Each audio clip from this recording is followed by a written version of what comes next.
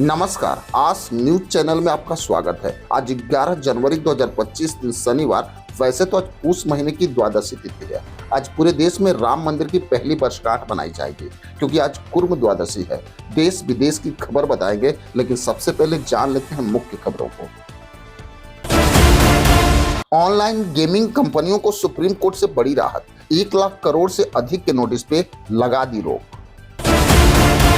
26 जनवरी को लाल किले पे भारत के विशेष मेहमान होंगे इंडोनेशिया के राष्ट्रपति।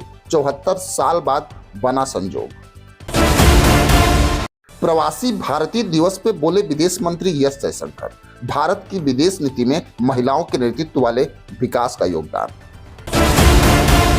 अमेरिका के लॉस एंजलिस में लगी आग ने मचाई भारी तबाही, 10,000 से ज्यादा इमारतें खाक, 10 लोगों की हताहत होने की खबर। शुभमन गिल की रफ्तार के आगे अमला भी रह गए पीछे, सबसे तेज 2500 वनडे रन पूरा करने वाले पहले भारतीय। आरक्षण मामले पे बोला सुप्रीम कोर्ट, यह तय करना कार्यपालिका एवं विधायिका का काम। सुप्रीम कोर्ट ने कहा कि यह तय करना कार्यपालिका और विधायिका का काम है कि जिन लोगों ने कोटा का लाभ लिया और दूसरों के साथ प्रतिस्पर्धा की स्थिति में आ गए, उन्हें आरक्षण के दायरे से बाहर रखा जाए या नहीं रखा जाए। Justice B R. गवई की पीठ ने एक याचिका पर सुनवाई के दौरान पिछले साल अगस्त में सुप्रीम कोर्ट के 7 न्यायाधीशों के संविधान पीठ के फैसले का हवाला देते हुए यह टिप्पणी की। अमेरिका में लगी आग ने मचाई भारी तबाही। अमेरिका के दक्षिण कैलिफोर्निया के लॉस एंजलिस में लगी जंगल की आग अब विकराल होती जा रही है। जंगल से शुरू होकर आग की लपटों ने रिहायशी इलाकों को भी अपनी चपेट में ले लिया है। हॉलीवुड का गढ़ माने जाने वाले लॉस एंजलिस में हालात ये है कि आग से अब तक 10 लोगों की मौत हो चुकी है, जबकि 10,000 से ज्यादा इमारतें खाक हो गई हैं।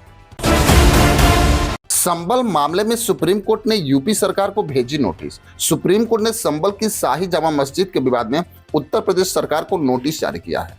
इस नोटिस में सुप्रीम कोर्ट ने सरकार से स्टेटस रिपोर्ट मांगी है। संबल शाही जामा मस्जिद प्रबंध कमेटी की याचिका पे यह नोटिस जारी किया गया है। याचिका में मस्जिद कमेटी प्रबंधन ने मांग की थी कि जिलाधिकारी को निर्देश दिया जाए कि यथास्थिति बरकरार रखी जाए। दरअसल जिस निजी कुएं की खुदाई की जा रही है वह मस्जिद के सीढ़ियों के पास है। 11 साल के अनुभव पे बोले पीएम मोदी। प्रधानमंत्री नरेंद्र मोदी ने अपने पहले पॉडकास्ट में जीरोधा के संस्थापक निखिल कामत के साथ बात की। उन्होंने बताया कि पहले कार्यकाल में लोग मुझे समझने की कोशिश कर रहे थे और मैं दिल्ली को समझने की कोशिश कर रहा था। दूसरे कार्यकाल में मैं अतीत के दृष्टिकोण से सोचता था और तीसरे कार्यकाल में मेरी सोच बदल गई है। मेरा मनोबल ऊंचा है और मेरे सपने बड़े हो गए हैं। महाकुंभ से पहले अलर्ट मोड में सरकार। दिल्ली विधानसभा चुनाव 2025 और गणतंत्र दिवस के अलावा प्रयागराज में होने वाले महाकुंभ को लेकर देश भर की सुरक्षा एजेंसियां अलर्ट मोड पे हैं। इसी को लेकर केंद्रीय सुरक्षा एजेंसियों और 11 राज्यों के पुलिस अफसरों के साथ मीटिंग हुई। इस दौरान ये तय किया गया कि 13 जनवरी से 26 फरवरी तक होने वाले महाकुंभ के लिए आने वाले सभी ट्रेनों की सघन तलाशी ली जाएगी, ताकि देश विरोधी ताकतें किसी तरह की गड़बड़ी में कामयाब ना हो सके। सीएम योगी बोले ये सनातन के गौरव का महाकुंभ है। योगी आदित्यनाथ ने आकाशवाणी के एफएम रेडियो चैनल कुंभवाड़ी का शुभारंभ किया। इस मौके पर सीएम ने कहा कि महाकुंभ सनातन के गौरव का महाकुंभ है। जो लोग लोगों को जातियों में बांटना चाहते हैं, उन्हें देखना चाहिए कि कुंभ से जाति का भेदभाव मिट जाता है। विस्फोटक बल्लेबाज विराट कोहली अनुष्का शर्मा वृंदावन पहुंचे। भारतीय बल्लेबाज विराट कोहली और पत्नी अनुष्का शर्मा के साथ अपने दोनों बच्चों को लेकर प्रेमानंद महाराज के आश्रम पहुंचे। ऑस्ट्रेलिया दौरे से वापस आने के बाद कोहली और अनुष्का वृंदावन में प्रेमानंद गोविंद शरण जी महाराज के आश्रम पहुंचे और उनका आशीर्वाद लिया। कोहली पिछले कुछ समय से खराब फॉर्म से गुजर रहे हैं और ऑस्ट्रेलिया दौरे पे वो रन बनाने के लिए जूझ भी रहे थे। भारत में बढ़ रहे हैं एचएमपीवी के मामले, सरकार अलर्ट मोड में। भारत में एचएमपीवी के मामले लगातार बढ़ रहे हैं। गुजरात के साबरकांठा में 8 साल का बच्चा एचएमपीवी संक्रमित पाया गया। गुजरात में ही अब ये तीसरा केस सामने आया है। इसे लेकर राज्य सरकार ने अलर्ट भी जारी कर दिया है। बरेली में जांच की जद में 100 वक्फ संपत्तियां। मुख्यमंत्री योगी आदित्यनाथ के बयान के बाद बरेली जिले की 100 वक्फ संपत्तियां छानबीन और पैमाइश के घेरे में आ गई हैं। अल्पसंख्यक कल्याण विभाग के आदेश का इंतजार है। माना तो यहां तक जा रहा है कि जल्दी ही वक्फ बोर्ड को आदेश आएगा और इसके बाद अधिकारी जिले की वक्फ संपत्तियों और अभिलेखों की जांच करेंगे। बजट से पहले नीतीश कुमार के बड़े फरमान। बिहार विधानसभा चुनाव से पहले मौजूदा नीतीश सरकार का राज्य बजट पेश होने वाला है। इसके अलावा इसी महीने मंत्रिमंडल में 1-2 बदलाव के साथ 4-6 जुड़ा भी होना है। मतलब चेहरा बदलने से लेकर नए चेहरों को मौका देने की तैयारी में नीतीश सरकार है। इसका प्रमाण खरमास में शुक्रवार को हुई नीतीश सरकार की मंत्रिपरिषद की बैठक में सामने आ गया।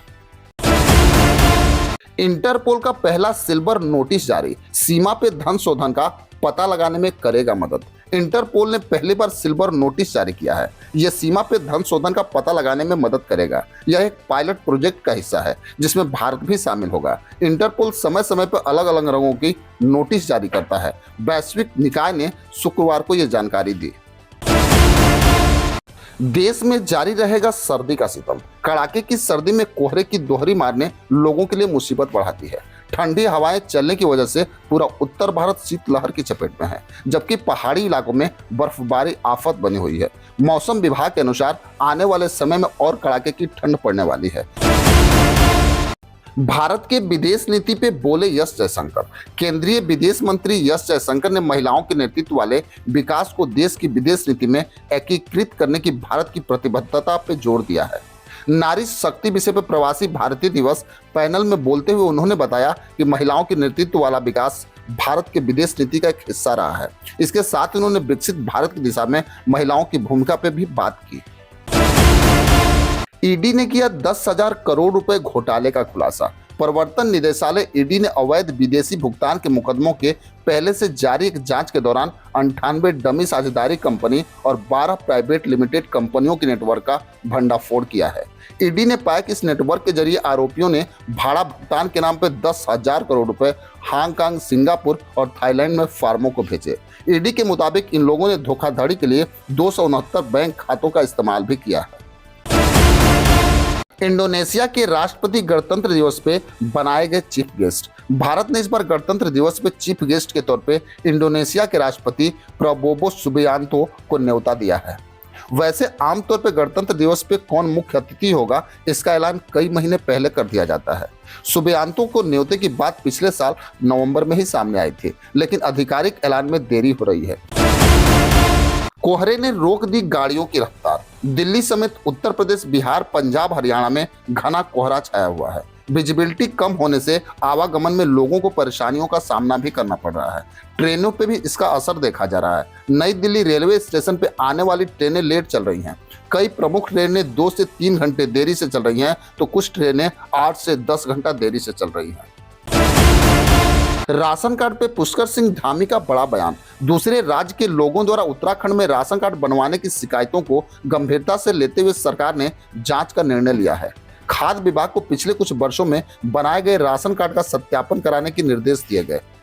कैंट रोड स्थित कैंप कार्यालय में आयुष्मान योजना की समीक्षा के दौरान मुख्यमंत्री पुष्कर सिंह धामी ने आयुष्मान कार्ड के दुरुपयोग और दोहरे उपयोग को रोकने के लिए कार्रवाई करने के निर्देश भी दिए हैं। 55 साल की उम्र के लिए निकली सरकारी भर्ती। भारत सरकार के electronics corporation of India limited में मैनेजर लेवल के ढेरों पदों पर भर्ती निकली है, जिसमें अधिकतम आयु 55 वर्ष तक की है।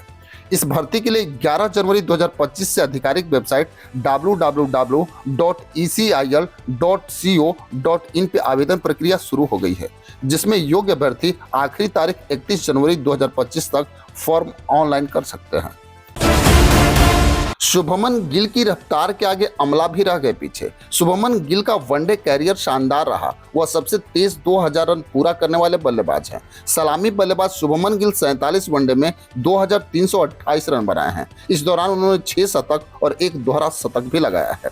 चैंपियंस ट्रॉफी से पहले इंग्लैंड के खिलाफ होने वाले 3 मैचों के वनडे सीरीज में वो अपना छाप छोड़ना चाहेंगे और इस सीरीज में अगर वो खेलते हैं तो उनके पास एक बड़ी उपलब्धि हासिल करने का मौका होगा।